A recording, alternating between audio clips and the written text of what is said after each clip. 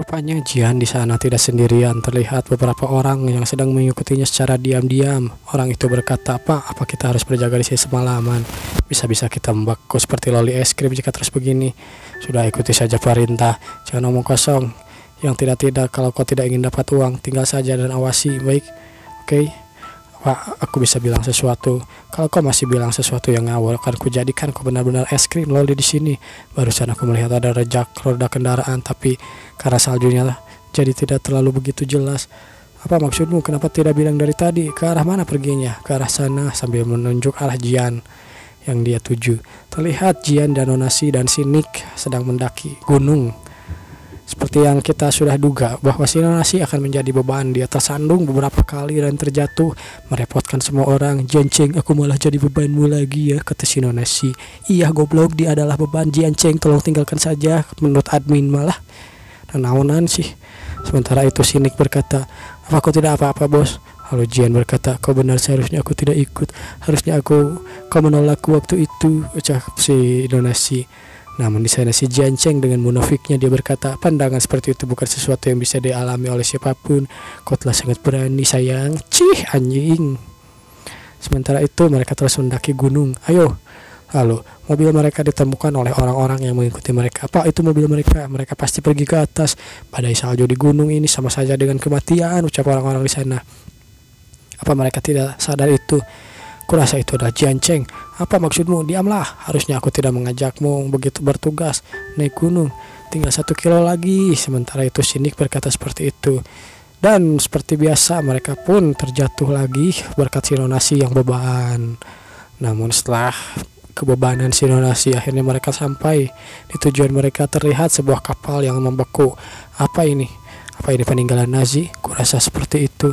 Aku penasaran dengan apa yang ada di dalamnya. Bos, pintunya membeku. Bagaimana cara membukanya? Dindingnya menyatu dengan es salju. Bagaimana cara masuk ya? Kata Jian. Lalu Jian berkata, pembekuan harusnya hanya bisa dibopol dengan ledakan. Memangnya tidak akan longsor? Takkan ada masalah kalau menggunakan bom ini yang ringan selama menghilangkan esnya saja. Kurasa kita bisa membukanya. Baiklah, bersiap untuk ledakan, kata Jian. Dan akhirnya scene pun dipindahkan lagi kepada orang-orang yang mengikuti Jian. Aku tak bisa dengar apapun kecuali salju sialan ini. Apa mereka benar-benar pergi ke sini? Itu benar. Walaupun sangat pelan aku bisa mendengarnya. Kita harus bergegas, mereka mungkin sudah dekat. Kau malah menyuruhku untuk menurutimu. Ini semua gara-gara kau yang tidak menyadari mereka. Namun begitu retakan-retakan terjadi dan rupanya Jian berhasil membuka pintunya setelah meledakkan beberapa bom di depan pintu. Berhasil, ucap si Nonasi. Ayo masuk. Saat mereka masuk, mereka berkata, kadar udaranya normal, tidak ada jebakan dan tidak menemukan tanda aneh apapun. Namun si Nick berkata, ini aneh, kayaknya tidak pernah ada orang di sini. Keluarkan drone Hummingbird untuk memeriksanya, ucap Jian. Akhirnya mereka membuka satu persatu pintu dan akhirnya mereka juga menemukan pintu ke bawah. Lalu mereka menyorot itu dengan lampu. Tutup pintunya. Baiklah, apa ini? Sebuah komputer. Rupanya mereka menemukan sesuatu. Jian berkata memangnya ada komputer selama Perang Dunia Kedua. Ini pertama kalinya komputer muncul itu di Amerika tahun 1946. Tapi kelihatannya ini lebih dulu ada. Jadi teknologi tersembunyi ini. Apa ini cuy? Kata Jian sambil keheranan. Namun saat Jian menyentuh itu, sesuatu terjadi. Sebuah layar tiba-tiba saja menyala. Apa yang terjadi? Bagaimana bisa ini menyala sendiri? Ucap si Nonasi. Aku juga nggak tahu. Lalu layar itu mengeluarkan sebuah suara. Lalu dia berkata, halo comrade di garis dunia. Aku sangat senang bisa kembali menghubungi kalian. Garis dunia B, kata Jian. Pak, lihat coba itu. Orang-orang di sana masih mengikuti Jian. Lalu dia berkata, hati-hati, penyergapan. Cepat cari tempat berlindung. Apa kita harus masuk? Panggil bala bantuan. Kita tunggu sampai mereka keluar. Namun di sana komputer itu terus berkata, jika kita tetapkan zaman yang terlewat sebagai dua garis paralel yang tak pernah berhubungan, maka karena adanya kegagalan perjalanan, maka kalian akan berada di zaman B. Lalu ada ratusan dan yang lainnya seperti C dan E. Itu juga membuat kami tidak bereksistensi layaknya hantu yang ada di mana saja. Kau bisa mendengarku? Kalau tidak bagaimana? Apa codebook mastermu masih menyala? Kalau kau bisa melihat apa yang kupegang ini, apa kau tahu apa ini? Sudah kubilang kami ada di mana saja, melihat dunia dari 3 dimensi kehampaan. Semua yang ada di sini layaknya tulisan dan kertas. Ada berapa banyak dimensi kehampaan, ucap Jian. Kehampaan bukanlah dunia yang memiliki material. Tidak ada bangunan positif maupun negatif. Hanya ada unsur stabil mengambang di celah-celah. Tidak ada bagian, karena itulah kami tak punya konsep dimensi. Lalu Jian berkata, siapa namamu? Kau memangnya bisa memanggilku apa saja, tapi baiklah kalau begitu panggil aku Gui.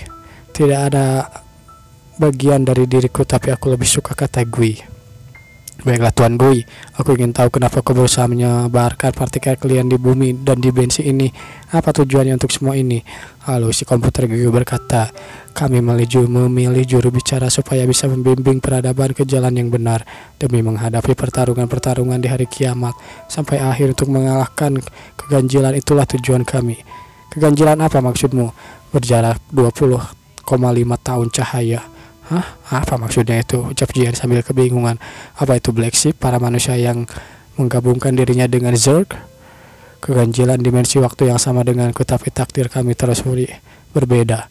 Terus kenapa kalau kau memang telah bertarung dengan kehampaan, mencampur urusan dengan yang ada di dunia 3D, apa untungnya bagimu? Tidak ada, kata si Gui. Tidak ada. Terus? Tidak ada untungnya, hanya karena sebelum menerima kematian aku adalah orang yang suci. Jika kalian mati, maksudku sebagai hantu juga bisa menghilang. Jadi kami hanya bisa berharap pada kalian bertahan hidup. Kami pernah sekali memiliki seseorang diktator dalam sudut pandang kami, kediktatoran yang punya tekad untuk melawan keganjilan. Aku benar-benar tidak mengerti, kata Jian. Sayangnya rencana tersebut gagal.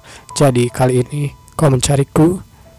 Kaulah yang menemukan kami, ucap si komputer Gio. Tapi aku bukan seorang diktator, hanya seorang pembisnis biasa.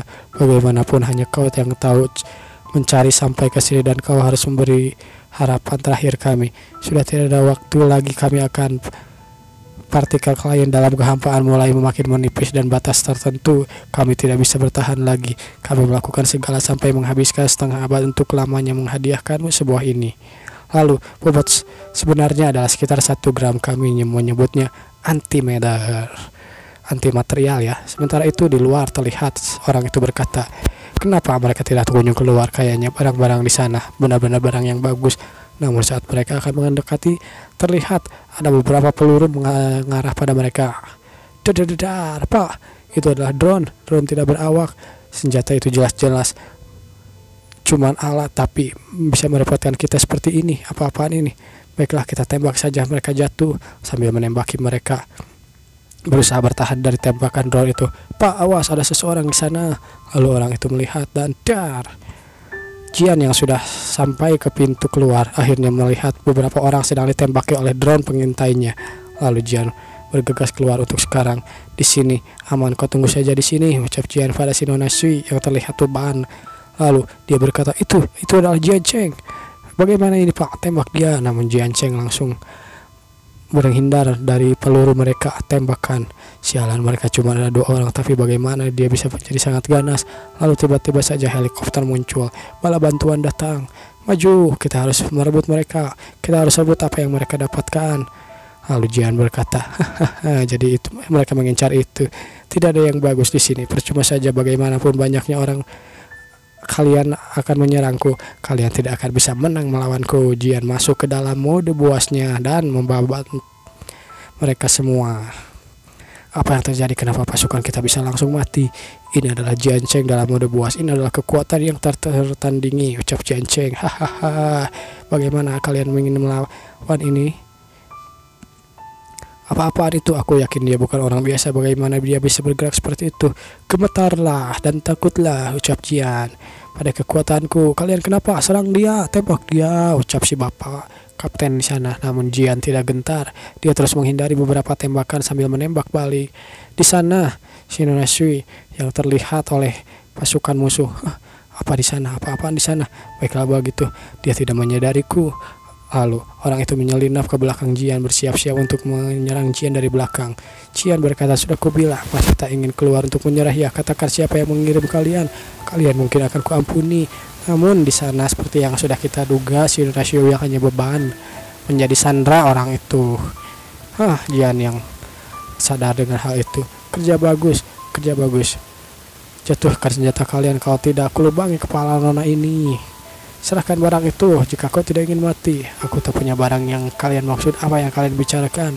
Jian, pergi saja, tinggalkan aku. Iya Jian, pergi saja, tinggalkan dia, anjing. Dia cuma beban lah, naonan. Diamlah, kata orang itu. Namun di sana Jian yang terlihat marah. Namun di sana si Nona Shu seperti yang kita duga ya. Dia menggigit tangan dari si penolong itu. Ku bilang diam dan gecerak dia digigit. Lalu Jian yang melihat ada celah di sana, dia langsung bergegas menembak orang itu dan dar, kepala itu ditembak begitu saja. Dasar bodoh, ucap Jian, kenapa kau gigit dia? Aku tidak ingin menjadi bebanmu, kata si Nona Shu. Cepat sekali, bahkan aku tidak bisa melihat gerakannya pada saat itu, ucap musuh di sana. Lalu Jian berkata, kau mau kabur? Dia hanya bisa tertunduk dan memohon untuk nyawanya. Dalam bisnis kami tidak pernah terpikirkan untuk membocorkan sesuatu seperti itu. Apalagi aku tak percaya kau akan membiarkanku hidup, ucap orang itu. Sementara itu di kediaman Rothschild, generasi Carmen Rothschild sedang duduk. Rupanya dia berkata pada seseorang, kenapa aku harus berkata dan percaya padamu? Tidak ada orang yang lebih tahu soal dia, sebab aku pernah melawan Jian Cheng secara langsung. Rupanya dia melawan atau berhadapan dengan si Tanaka. Tapi kau gagal kan? Sekarang tidaklah sama. Di tanganku sudah ada kartu as untuk si Tanaka. Carmen berkata, apa itu? Sambil melihatnya dengan penuh curiga. Tuan Tanaka, seperti yang kau bilang bisa membentuk pasukan kuat. Kau bilang, maka aku pikir kita bisa bekerja sama. Baiklah, kalau begitu aku akan bekerja senyaman denganmu, ucap si Carmen Rothschild. Dan hal itu pun disambut baik oleh Tanaka. Terima kasih, dengan senang hati ku sambut kerjasama ini. Lalu Tanaka bilang, kekayaan status yang tak diinginkan oleh seorang pun, aku bisa menolak itu. Aku tak peduli soal itu, satu-satunya yang ku inginkan adalah mencincang habis si Jian Cheng. Sialan. Sementara itu Jian Cheng yang sudah kembali ke rumahnya, dia berkata, aku ingin membereskan semuanya untukmu, ucap si Ai, karena kau terus kena masalah. Sementara itu di sana juga ada si Nona Shu. Setelah perjalanan ke Antartika, akhirnya aku tersadarkan betapa berbahayanya situasimu. Di mata orang kau sangatlah mengagumkan, tetapi di belakang tidak ada yang tahu kesulitanmu. Luka tembak di kepalamu sudah membaik? Ya, ini sudah membaik. Aku tak bisa apa-apa saat berada di dekatmu. Aku sama sekali tak bisa berapa-apa. Siu, benar-benar sebenarnya aku. Saat Jian Cheng akan mengungkapkan semua rahasianya, tiba-tiba saja ada telepon. Dan yang menelponnya adalah si Carmen Rothschild. Lalu Carmen Rothschild berkata, bagaimana perjalananmu ke Antartika? Apa kau bilang? Ku bilang, apa kau biar pura-pura bodoh lagi ya? Ngapain juga aku menghubungimu kalau aku berpura-pura? Kuakui aku pernah memanfaatkanmu, tapi selalu berpikir ini berteman. Bukankah kau begitu juga berpikir tentang itu? Kau adalah temanku kan? Jian Cheng hanya tertawa melihat itu. Biar tak ada kesalahpahaman di antara kita, mending jangan bertele-tele. Apa yang kau inginkan, Carmen? Apapun yang kau inginkan, sebaiknya kau ambil sendiri. Tidak usah bertele-tele, ucap Jian Cheng. Dan akhirnya kita pun dipindahkan ke sebuah pondok lagi. Pondok yang sebelumnya ditempati oleh si Tanaka untuk menjalani eksperimennya. Lalu orang itu berkata, apa ini? Apa-apa ini? Sesuatu terjadi, bagaimana bisa seperti ini? Stan, Tanaka mengambil sampelmu, ucap orang itu. Rupanya itu adalah anak buah dari Kapten Stan. Tampaknya saudaramu masih sama seperti saat dia kecil ya, ucap si Stan. Stan, aku tak akan pernah mengkhianatimu, ucap orang itu. Namun sementara itu kita dipindahkan ke sebuah kota. Terlihat seseorang turun dari helikopter. Tak kusangka kau akan bertemu lagi denganku. Ya, kita bertemu lagi Tuan Carmen, ucap Jian Cheng. Aku membawa barang yang kau inginkan. Sambil membawa koper yang dipegang oleh si Ai, Jian berkata, tapi aku heran bagaimana kau bisa sangat yakin kalau barang yang kau inginkan ada di tanganku. Mudah saja, pertengahan musim panas kau pergi ke tengah laut mencari kapal selam kerajaan yang karam, bukan? Makanya aku menyelidikimu. Kurasa sudah lama rahasia itu sudah ditemukan. Ya, aku cuma ingin dengar itu darimu saja, Tuan Carmen. Dia ini beneran ingin mengejekku ya, kata si Carmen. Ya, karena kita sudah berteman, berikan aku ibadah yang pantas. Baiklah kalau begitu, bukan berapa banyak yang kau mau. Apakah kau bercanda? Kau pikir aku kekurangan uang? Kata si Jian. Memangnya apa lagi kalau bukan uang? Apa yang kau inginkan? Kata si Carmen. Buat Singguo memiliki izin nuklir. Tidak, ganti yang lain. Aku tak punya kekuasaan untuk itu. Tapi sejauh yang aku tahu, Ada Badan Internasional Energi Atom yang berlokasi di Eropa, hampir setengah pemegang sampai ATN loh, atas nama Bank Rothschild. Bukan berarti kau punya kekuasaan hal itu dan kau tak bisa melakukannya, kau bilang. Tampaknya penyelidikanmu cukup detail yang diucapkan, men. Bukan hanya kau saja yang punya satuan intel. Baiklah, aku berjanji padamu bahwa Badan Internasional Energi Atom akan mengizinkan Shingo memiliki senjata nuklir, serta Kongres tak akan memberikan Shingo sanksi terkait masalah nuklir. Tapi patuhi aturan dasarnya, oke? Aku tidak ingin kau terkena masalah dan melawan beberapa negara. Teknologi nuklir terbatas untuk penggunaan sipil saja, itulah aturannya. Percobaan pembangunan nuklir harus ada dalam batas tertentu, ucap si Carmen Rothschild. Ya, itu dia tidak masalah, ucap Jian. Lalu Jian pun menyuruh si Ai untuk memberikan kopernya. Buka kopernya Ai sambil memperlihatkan sebuah orb atau bola yang sebelumnya ditemukan oleh Jian. Ai, perintahkan agen bayangan yang ada di Eropa mulai mencari seseorang untukku. Setelah mereka pergi, akhirnya Jian kembali ke dunia kiamat dan bertemu si Ling Ling. Lalu si Ling Ling berkata, ini pertama kalinya aku lihat antimeter sebanyak ini. Banyak, bukan cuma 1 gram. Cuma 1 gram, kau bilang begitu. Cuma 1 gram. Ya, salah. Baiklah, aku penasaran memangnya sebanyak apa itu. Kau ingin mendengarnya? Iya. Plasma dengan ini, inti padat dibentuk dalam tabung logam yang dibentuk oleh vakum absolut dan menginjeksikan sinar elektron yang tersusun lurus. Plasma. Jadi ini sebuah plasma. Ini antimatter atau plasma sih. Si Ling Ling yang melihat Jian terlihat bodoh di sana sangat kesenangan. Anggap saja ini bola cahaya sebagai antimatter yang terbungkus cangkang. Di tengah cangkang bola ruang hampa ini ada kepekatan partikel yang terombang-ambing secara acak. Inilah yang biasanya disebut antimatter. Kau bisa menyebut ini metode Penning Trap. Jangan lupa dengan tepuk tangannya. Mana Penning Trap? Tepuk tangan semuanya. Lalu Jian yang tidak mengerti, apa yang bisa dilakukan dengan barang ini? Ya, penjelasanku sia-sia.